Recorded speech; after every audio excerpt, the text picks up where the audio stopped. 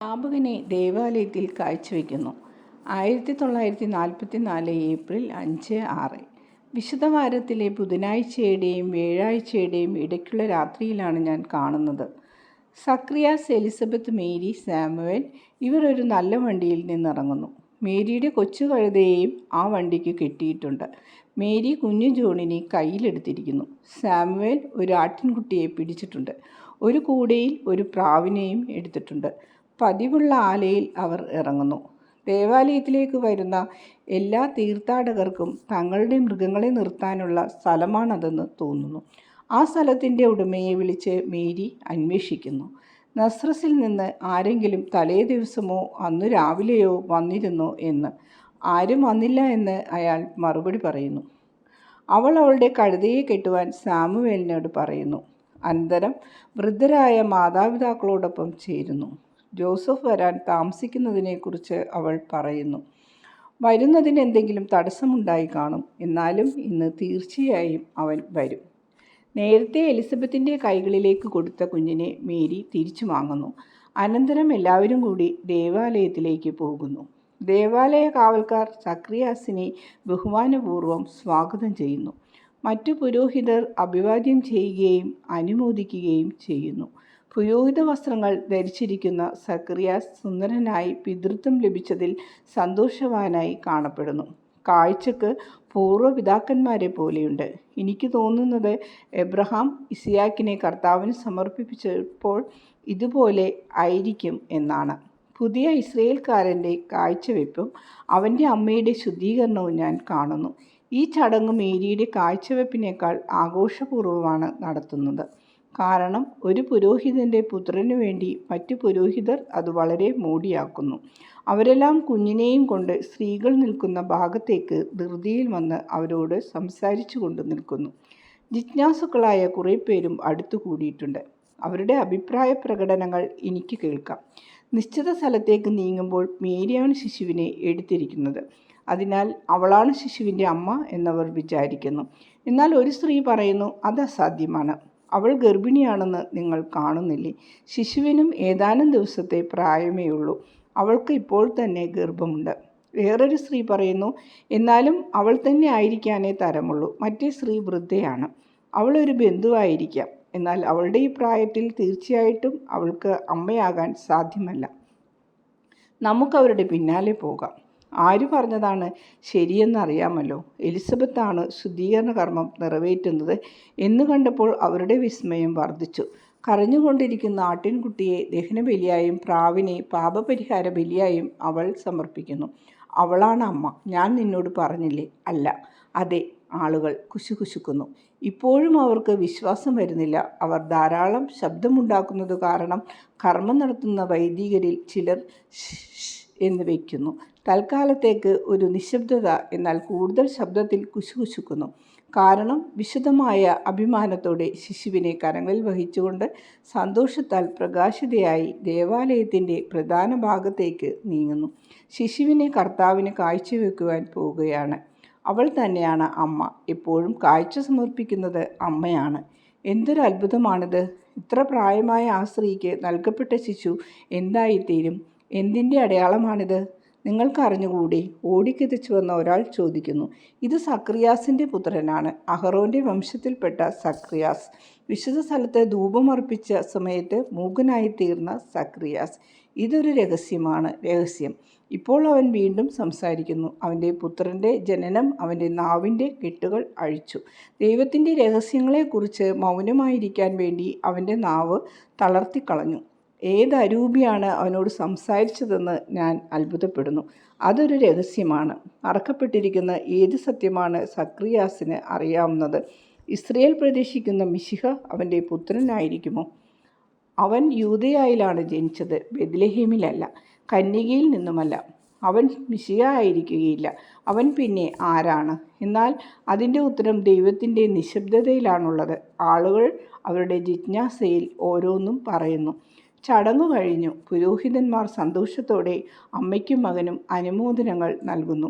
ഒട്ടും ശ്രദ്ധിക്കപ്പെടാത്ത ആൾ മേരിയാണ്. പ്രത്യേകിച്ച് അവൾ ഗർഭിണിയാണെന്ന് കാണുമ്പോൾ അവളുടെ സാന്നിധ്യത്തിൽ നിന്ന് നീരസത്തോടെ അവർ ഒഴിഞ്ഞു മാറുന്നു.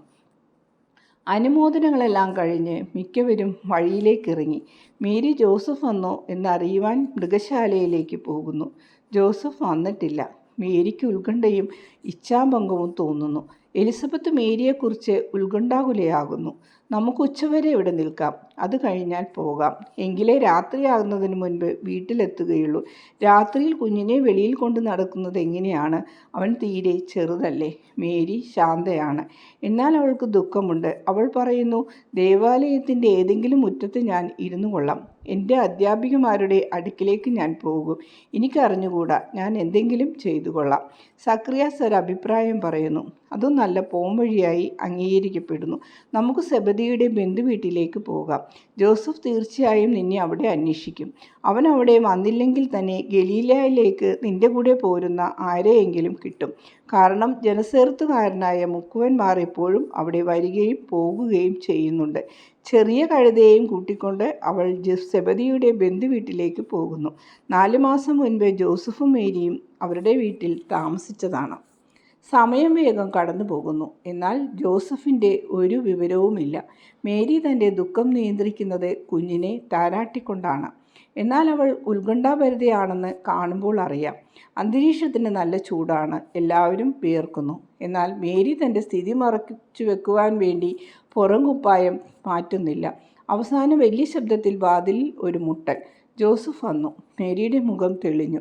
വീണ്ടും സന്തോഷമായി ജോസഫ് അവളെ അഭിവാദ്യം ചെയ്യുന്നു.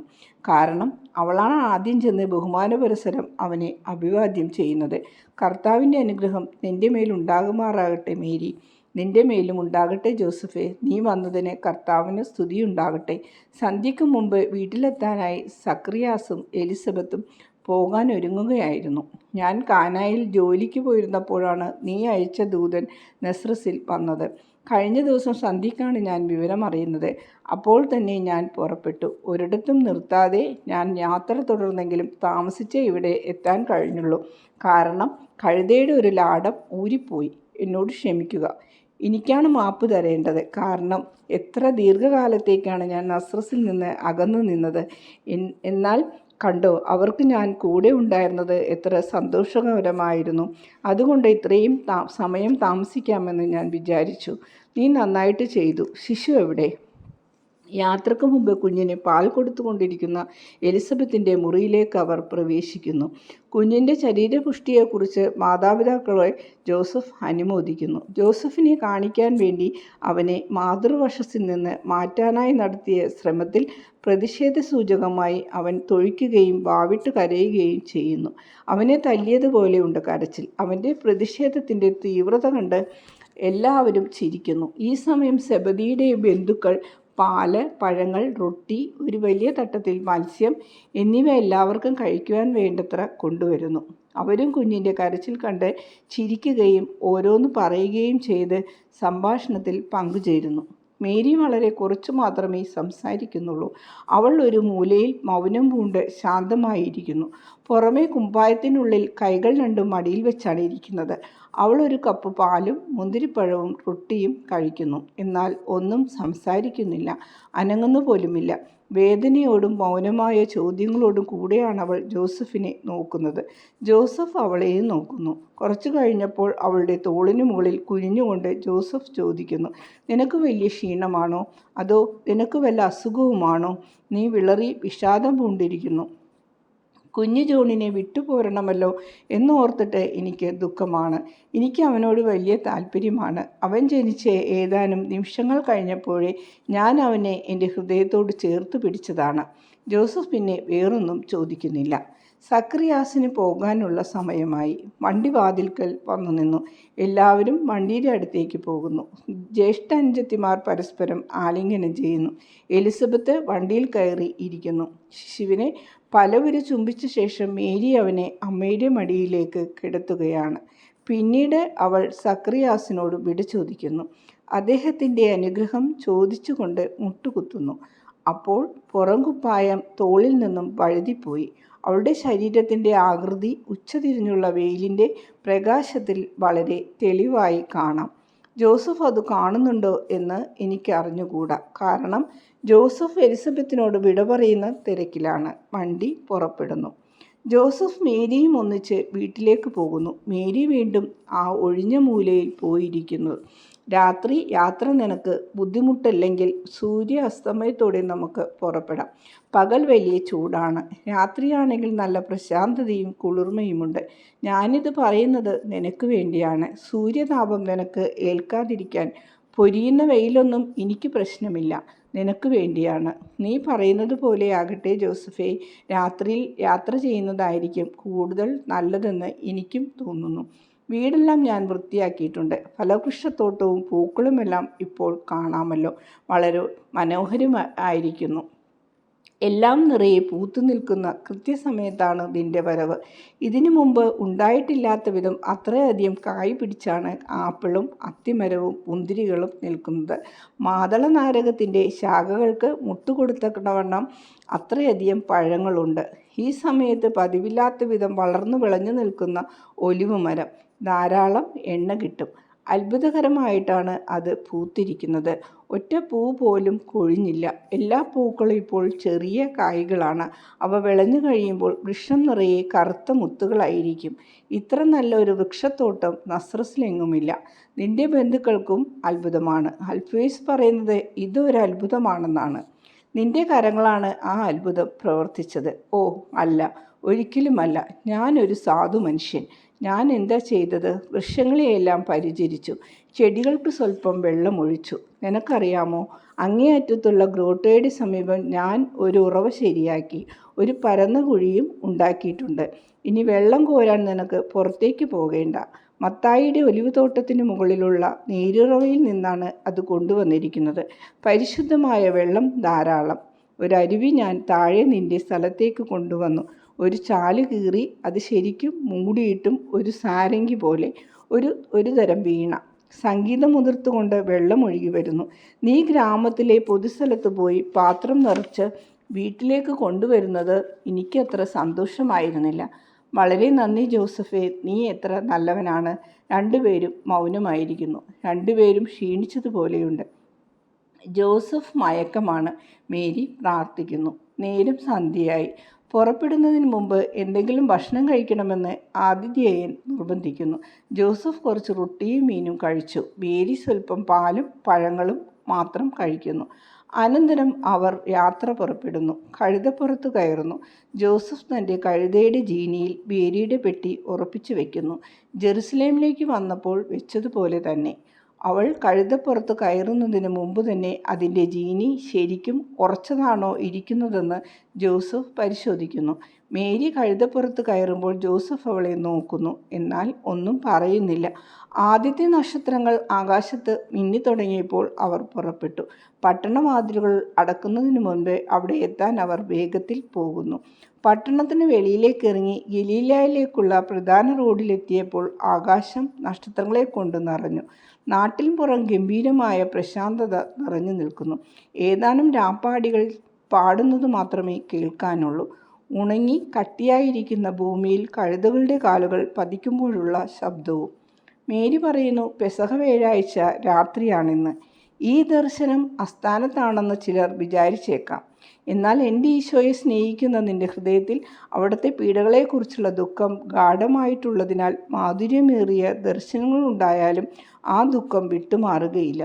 ഒരു ജ്വാലയിൽ നിന്നും പുറപ്പെടുന്ന ചെറു ചൂട് പോലെയാണിത്. ചെറു ചൂടും തീയാണ്, എന്നാൽ തീയല്ല താനും. ജ്വാലയാണ് തീയെ, അതിൽ നിന്ന് വരുന്ന ചെറു ചൂടല്ല. നിന്റെ ഹൃദയത്തിൻ്റെ ദുഃഖം തീജ്വാലയാണ്. ഏത് സ്വർഗീയ ദർശനവും അത് നിന്നിൽ നിന്നും നീക്കിക്കളയുകയില്ല. ഇതൊരു വിലയേറിയ ദാനമാണ്. നിന്റെ ജീവനേക്കാൾ വിലപിടിപ്പുള്ള ഒരു ദാനമാണ് ഇത് എന്ന് നീ ഓർത്തുകൊള്ളണം. ദൈവം തൻ്റെ പുത്രനിൽ വിശ്വസിക്കുന്നവർക്ക് നൽകുന്ന ഏറ്റവും വലിയ ദാനമാണിത്. തന്നെയുമല്ല, എന്നെ ദർശിക്കുന്നത് സമാധാനം നിറഞ്ഞ ഈ ദർശനങ്ങൾ ഉണ്ടാകുന്നത് ഈ ആഴ്ചയിലെ സ്മരണകളോട് ചേരാത്തതൊന്നുമല്ല. എൻ്റെ ജോസഫ് തൻ്റെ പീഡകൾ സഹിച്ചു. ജെറുസലേമിൽ വെച്ച് എൻ്റെ സ്ഥിതി കണ്ടപ്പോഴാണ് അത് ആരംഭിച്ചത്. ഈശോയ്ക്ക് എനിക്കും സംഭവിച്ചതുപോലെ അത് അനേക ദിവസങ്ങൾ നീണ്ടുനിന്നു. അദ്ദേഹത്തിൻ്റെ വേദന ഒട്ടും കുറവുണ്ടായിരുന്നില്ല. നീതിമാനായ എൻ്റെ ഭർത്താവിൻ്റെ മഹിമയുള്ള സഹനം നിമിത്തം അത് രഹസ്യമായിരിക്കുന്നു. അനേകം നൂറ്റാണ്ടുകളായിട്ടും അറിയപ്പെടാത്ത അത് രഹസ്യമായിട്ട് തന്നെ വർത്തിക്കുന്നു. ഓ, ഞങ്ങളുടെ ആദ്യത്തെ പീഡാനുഭവം! മൗനമായി സഹിച്ച ആ വേദനയുടെ രൂക്ഷത ആർക്കു പറഞ്ഞറിയിക്കാൻ പറ്റും? ഈ രഹസ്യം ജോസഫിന് വെളിപ്പെടുത്തി കൊടുക്കണമേ എന്ന എൻ്റെ പ്രാർത്ഥന സ്വർഗം ശ്രവിച്ചില്ലല്ലോ എന്നോർത്ത് ഞാൻ അനുഭവിച്ച വേദന ആർക്കു വിവരിക്കാൻ കഴിയും? പതിവ് പോലെ എന്നോട് ജോസഫ് ബഹുമാനം കാണിച്ചിരുന്നപ്പോൾ എനിക്കറിയാമായിരുന്നു ഈ രഹസ്യം അദ്ദേഹം അറിഞ്ഞിട്ടില്ലെന്ന്. ദൈവത്തിൻ്റെ വചനത്തെയാണ് ഞാൻ ഉദരത്തിൽ വഹിക്കുന്നതെന്ന് അറിഞ്ഞിരുന്നെങ്കിൽ ദൈവത്തിന് അർഹമായ വണക്കത്തോടെ വചനമായ ദൈവത്തെ ജോസഫ് ആരാധിക്കുമായിരുന്നു. അങ്ങനെ ആരാധിച്ചിരുന്നെങ്കിൽ ഞാനത് തടയുമായിരുന്നില്ല. കാരണം ഞാൻ ഉദരത്തിൽ വഹിച്ചവനെയാണ് ആരാധിക്കുന്നത്. പ്രമാണങ്ങളുടെ കൽപ്പലകളും ആകാശത്തിൽ നിന്ന് പൊഴിച്ച മന്നായും സൂക്ഷിച്ചിരുന്ന വാഗ്ദാനത്തിൻ്റെ പേടകം പോലെ വചനമാകുന്ന ദൈവത്തെ എൻ്റെ ഉദരം ആവരണം ചെയ്തിരിക്കുന്നു. കർത്താവിൽ പ്രത്യാശ വെച്ചത് വെറുതെയായി എന്നൊരു ചിന്ത എൻ്റെ മനസ്സിലേക്ക് കയറി. അതിനെ ജയിക്കാൻ ഞാൻ അനുഭവിച്ച ബുദ്ധിമുട്ട് എത്രയെന്ന് അളക്കാൻ ആർക്ക് കഴിയും? എനിക്ക് തോന്നുന്നത് കോപവെറി പൂണ്ട സാത്താൻ്റെ അലർച്ചയായിരുന്നു അതെന്നാണ്. സംശയം എൻ്റെ പിന്നിൽ പൊന്തി വന്ന് അതിൻ്റെ ശൈത്യമേറിയ കൂർത്ത നഖങ്ങൾ കൊണ്ട് എന്നെ മാന്തിപ്പറിക്കുന്നതിൽ നിന്നും തടഞ്ഞ് ബന്ധിച്ചിടാൻ ശ്രമിക്കുന്നത് ഞാൻ കണ്ടു. സംശയം വലിയ അപകടകാരിയും അരൂപിയെ നിഹനിക്കുന്നതുമാണ്. അത് മാരകമാണ്. കാരണം നിരാശ എന്ന മാറാരോഗത്തിൻ്റെ ഹേതു സംശയമാണ്. നിരാശയ്ക്കെതിരെ സർവശക്തിയും ഉപയോഗിച്ച് നമ്മൾ ദൈവത്തെ നഷ്ടപ്പെടുത്താതെയും നമ്മുടെ ആത്മാക്കളെ നശിപ്പിക്കാതെയും ഇരിക്കും.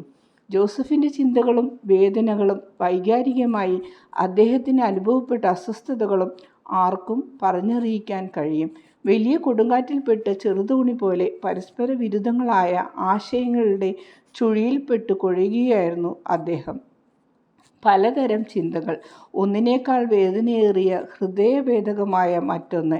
ആകെ കൂടി നോക്കുമ്പോൾ സ്വന്തം ഭാര്യയാൽ വഞ്ചിക്കപ്പെട്ട ഒരു മനുഷ്യൻ. അവൻ്റെ സൽപ്പേരും മറ്റുള്ളവർക്ക് അവരെക്കുറിച്ചുണ്ടായിരുന്ന മതിപ്പും എല്ലാം ചുറ്റും തകർന്നടിയുന്നത് അവൻ കാണുന്നു. അവൾ നിമിത്തം ഗ്രാമത്തിലുള്ളവർ നിന്ദാപൂർവം അവൻ്റെ നേരെ വിരൽ ചൂണ്ടുകയും അവനോട് സഹതപിക്കുകയും ചെയ്യുന്നത് എങ്ങനെ സഹിക്കും? ഏറ്റവും അധികമായി പ്രകടമായ ഒരു യാഥാർത്ഥ്യത്തിൻ്റെ മുൻപിൽ എന്നോടുണ്ടായിരുന്ന സ്നേഹവും മതിപ്പും തകർന്നു വീണു നിർജീവമായി. ഈ കാര്യത്തിൽ എന്നേക്കാൾ വിശുദ്ധിയോടെ ജോസഫ് പ്രകാശിക്കുന്നു.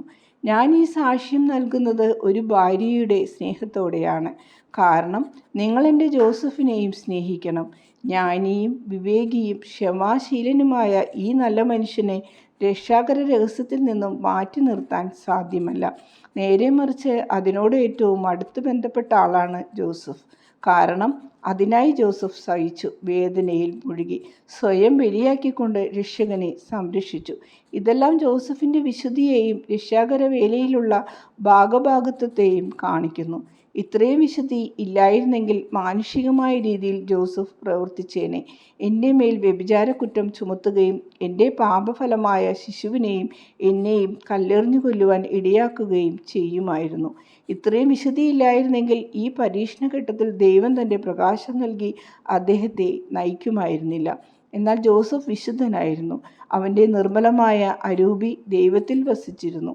അവൻ്റെ ദൈവസ്നേഹം തീക്ഷ്ണവും ശക്തിയേറിയതുമായിരുന്നു. ആ സ്നേഹം നിമിത്തം നിങ്ങളുടെ രക്ഷകനെ അദ്ദേഹം സംരക്ഷിച്ചു. 2 വിധത്തിലാണ് രക്ഷിച്ചത്. ഒന്ന്, എന്നെ കുറ്റം ചുമത്തി ഇസ്രയേലിലെ മൂപ്പന്മാരുടെ പക്കൽ ഏൽപ്പിച്ചില്ല. 2, ഉടനടിയുള്ള അനുസരണയാൽ എല്ലാം ഉപേക്ഷിച്ച് ഈജിപ്തിലേക്ക് കൊണ്ടുപോയി ഈശോയെ രക്ഷിച്ചു.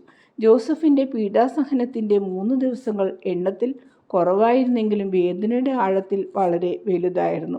എൻ്റെ ആദ്യത്തെ പീഡാസഹനത്തിൻ്റെ ആ ദിവസങ്ങൾ എനിക്കും വളരെ ദീർഘമായിരുന്നു. കാരണം അദ്ദേഹത്തിൻ്റെ വേദന ഞാൻ അറിഞ്ഞിരുന്നു. എന്നാൽ എനിക്കത് മാറ്റുവാൻ കഴിയുമായിരുന്നില്ല. എന്തെന്നാൽ മൗനമായിരിക്കുക എന്ന് എന്നോട് ആവശ്യപ്പെട്ട ദൈവത്തിൻ്റെ കൽപ്പന ഞാൻ അനുസരിക്കേണ്ടിയിരുന്നു. ഞങ്ങൾ നസ്രത്തിലെത്തിയ ശേഷം ജോസഫ് വളരെ ചുരുങ്ങിയ വാക്കുകൾ എന്നോട് വിട ചോദിച്ചു പോകുന്നത് ഞാൻ കണ്ടു. കുറച്ചു സമയം കൊണ്ട് പെട്ടെന്ന് വൃദ്ധനായി, കൂന് പിടിച്ചതുപോലെ. വൈകിട്ട് എന്നെ കാണാൻ വരാതെയായി. ഇതെല്ലാം മനസ്സിലാക്കിയ ഞാൻ എൻ്റെ കുഞ്ഞുങ്ങളെ, കൈപ്പേറിയ കണ്ണുനീർ എന്തുമാത്രം ചിന്തി.